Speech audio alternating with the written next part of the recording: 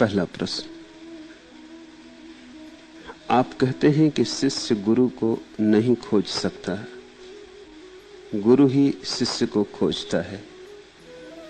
लेकिन कोई शिष्य यह कैसे समझे कि उसे सद्गुरु ने खोजा है? पहली बात, यह थोड़ी अटपटी मालूम होती है कि शिष्य गुरु को नहीं खोज सकता। साधारणतः हम यही सोचते हैं कि शिष्य गुरु को खोजता है, लेकिन यह संभव नहीं है। शिष्य को तो कुछ भी पता नहीं है, खोजेगा कैसे? शिष्य को तो यह भी पता नहीं है कि सत्य क्या है, असत्य क्या है। शिष्य को यह भी पता नहीं है कौन सद्गुरु कौन असद्गुरु। शिष्य को अपना ही पता ठिकाना नहीं। और शिष्य अगर अपने हिसाब से खोजेगा, और अपने ही हिसाब से खोज सकता है और तो कोई हिसाब नहीं, तो गलत को ही खोजेगा। शिष्य ने जब भी गुरु खोजा तो गलत गुरु खोजा। शिष्य ठीक खोज ही नहीं सकता। ठीक की दृष्टि चाहिए ना। आंखें कहां हैं अभी जो ठीक को देख ले? तो शिष्य खोजेगा परंपरागत ढंग से। अगर जैन घर में पैदा हुआ है, जैन मुनि को खोजेगा। फिर चाहे उसके द्वार के सामने ही एक मुसलमान फकीर, पहुंचा हुआ फकीर खड़ा रहे, तो भी उसे नहीं खोज सकेगा,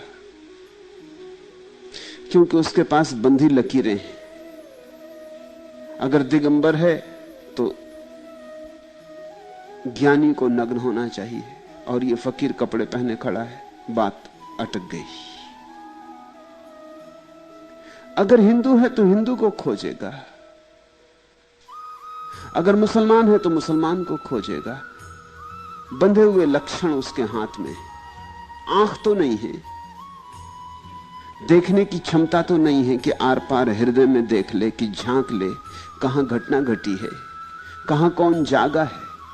जागने की पहचान तो तभी आएगी जब थोड़ी सी जागरण की किरण तुम्हारे भीतर भी आए, रोशनी का थोड़ा स्वाद मिले, तो वे जो परम रोशनी से मंडित हो गए हैं पहचान में आ जाएंगे।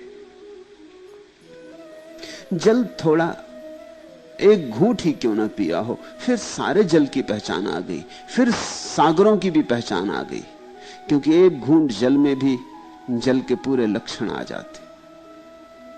लेकिन साधारणतः अज्ञान की दशा में तो हम शास्त्र से खोजेंगे, परंपरा से खोजेंगे, सुनी बातों से खोजेंगे, जिस घर में पैदा हुए हैं, जैसे संस्कार मिले हैं, उससे खोजेंगे।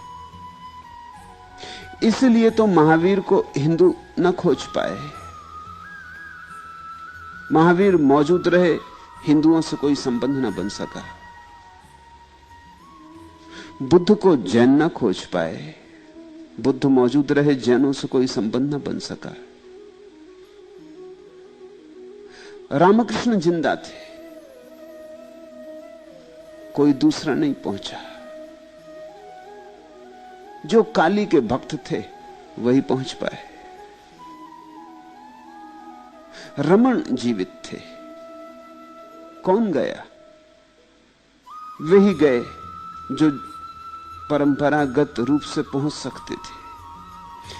ख्याल करना, पहले तो तुम परंपरागत से खोजोगे तो सत्य को खोज ना पाओगे, और अगर कभी भूल चूक से परंपरा में भी कोई सत्य को उपलब्ध व्यक्ति पैदा हुआ तो भी तुम उसे थोड़ी देख पाओगे, सिर्फ लक्षणों का हिसाब रखोगे। कब उठता, कब बैठता, क्या खाता, क्या पीता, यही तुम्हारा गणित होगा। अगर तुम हिंदू होने के कारण रमन के पास भी पहुंच गए तो भी रमन को न देख पाओगे, तुम हिंदू को देखोगे।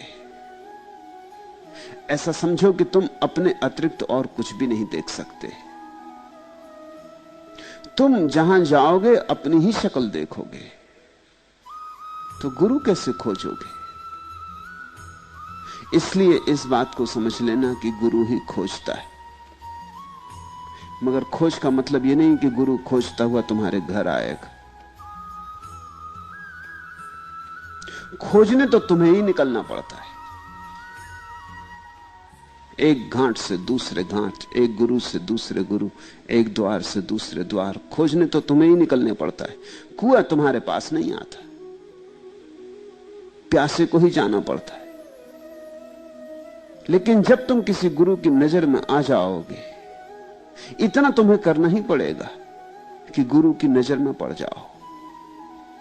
और उसे अगर लगा कि पात्र हो तो उंडेल देगा। वही खोजने का मतलब है। उसे अगर लगा कि तैयार हो तो दे देगा धक्का। उसे अगर लगा अभी तैयार नहीं हो तो चुप रह जाएगा, तुम्हें गुजर जाने देगा, तुम्हें कहीं और चले जाने देगा। प्रतीक्षा करेगा कि जब तैयार हो जाओ तब आ जाना। पूछते हो शिष्य कोई कैसे समझे कि सद्गुरु ने खोजा है? समझने की बात ही नहीं है ये। जब सद्गुरु की आंख तुम्हारी आंख में पड़ जाती है तो बात हो जाती। ये प्रेम जैसी बात है, समझ जैसी बात नहीं है। तुम कैसे समझते हो कि कोई स्त्री तुम्हारे प्रेम में पड़ गई? तुम कैसे समझते हो कोई पुरुष तुम्हारे प्रेम में पड़ गया? कैसे समझते हो? समझने का वहां कुछ भी नहीं। जब गुरु प्रेम से तुम्हारी आंख में झांकता है तो तुम्हारे हृदय में सुगबुगाहट पैदा हो जाती। वो समझ की बात ही नहीं। मस्तिष्क में नहीं घटती घटना, घटना हृदय में घटती। जहां समझ इत्यादि की बातें चल रही हैं वहां नहीं घटती, तर्क के तल पर नहीं घटती, प्रेम के तल पर घटती। शिष्य और गुरु के बीच जो नाता है वो हृदय और हृदय का है, दो आत्माओं का है।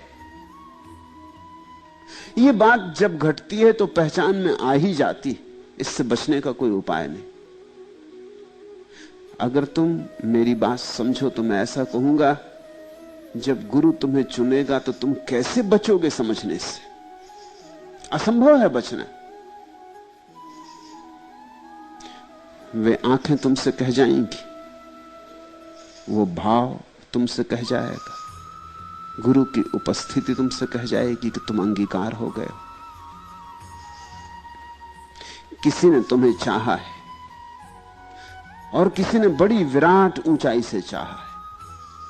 उसकी चाहत में ही तुम्हारी आंखें शिखरों की तरफ उठने लगेंगी। किसी ने तुम्हें पुकारा है और अनंत की दूरी से पुकारा है, और उसकी पुकार में ही तुम्हारे भीतर हजार फूल खिलने लगेंगे। मगर यह बात समझ की नहीं है, फिर भी दोहरा दूं, यह घटना घटेगी भाव के तल पर, समझ के तल पर नहीं। मस्तिष्क का इसमें कुछ लेना देना नहीं। और अगर तुमने बहुत जिद की मस्तिष्क से समझने की तो शायद तुम चूक ही जाओ। गुरु चुन भी लेता है बहुत बार और फिर भी शिष्य चूक सकता है, अगर वो अपनी खोपड़ी ही लड़ाता रहा। अगर उसने अपने हृदय की ना सुनी तो चूक भी हो जाती। ऐसा जरूरी नहीं है कि गुरु चुने और तुम चुन ही लिए जाओ। दुर्भाग्य के बहुत द्वार हैं, सौभाग्य का एक द्वार है। पहुंचने के बहुत द्वार नहीं है, भटक जाने के बहुत द्वार है। पहुंचने का एक मार्ग है, भटक जाने के हजार मार्ग है। भूल चूक होना बहुत संभव है। एक तो गुरु के पास पहुंचना करीब करीब असंभव सा मालूम होता है।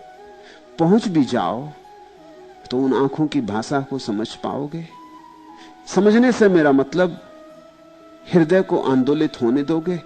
कहीं ऐसा तो नहीं है कि हृदय को बंद रखो, हृदय को दूर रखो और बुद्धि को बीच में ले आओ और बुद्धि से सोचो तो चूक जाओगे। समझने की कोशिश की तो बिना समझे लौट जाओगे। अगर समझने की फिक्र नहीं की, यही श्रद्धा का अर्थ है।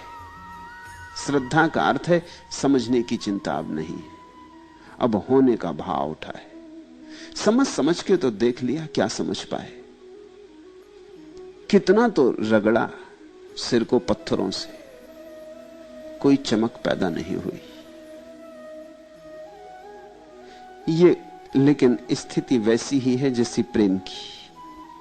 जब तुम किसी प्रेम में पड़ जाते हो तो तुम क्या उत्तर दे पाते हो? निरुत्तर खड़े रह जाते हो। कोई तुमसे पूछे क्यों, कैसे, क्या कारण है प्रेम का, तुम कहोगे अकारण हो गया, बस पाया कि हो गया। कोई चीज गूंज गई हृदय में, कोई अंकुरण हो गया। कुछ पुलक समा गई। जैसे प्रेम पहचाना जाता है, वैसे ही गुरु की आंख पहचानी जाती। जीवन एक श्लोक है जिसका सबसे सीधा भाष्य प्यार है। प्राण प्राण जिसकी धड़कन है, कंठ कंठ जिसकी पुकार है। जीवन एक श्लोक है जिसका सबसे सीधा भाष्य प्यार है। प्रथम शब्द पर्याय जन्म का और अंतिम संदर्भ मरण का एक यही है मंत्र की जिसको दोहराता जग बार बार। बहुत तलों पर एक ही मंत्र दोहराया जाता है। शरीर के तल पर भी यही मंत्र दोहराया जाता है प्रेम का। मन के तल पर भी यही मंत्र दोहराया जाता प्रेम का। आत्मा के तल पर भी यही मंत्र दोहराया जाता प्रेम का। जब तुम किसी से कामाविष्ट हो जाते हो तो शरीर के तल पर प्रेम घटता है, और जब तुम किसी के प्रेम में आंदोलित हो जाते हो तो मन के तल पर, और जब तुम किसी की भक्ति में आंदोलित हो जाते हो तो आत्मा के तल पर। मगर मंत्र एक ही है, तल अलग अलग है। घाटियों में गीत गाया था तो काम वासना थी। घाटियों से उठे, शिखर तक नहीं पहुंचे अभी, लेकिन मध्य में आ गए। घाटी से दूर भी हो गए, शिखर के पास भी हो गए, लेकिन अभी शिखर पर पहुंचे नहीं। फिर वही मंत्र दोहराया। ये जो मध्य की यात्रा से दोहराया गया मंत्र है, यही प्रेम है। फिर शिखर पर पहुंच गया, मंत्र वही है। और अब शिखर की उतुंग ऊंचाई पर, जहां बादलों से शिखर मुलाकात करता है, जहां चांद तारों से गुफ्तगू होती, वहां फिर वही मंत्र दोहराया। मंत्र तो वही है। तो अब श्रद्धा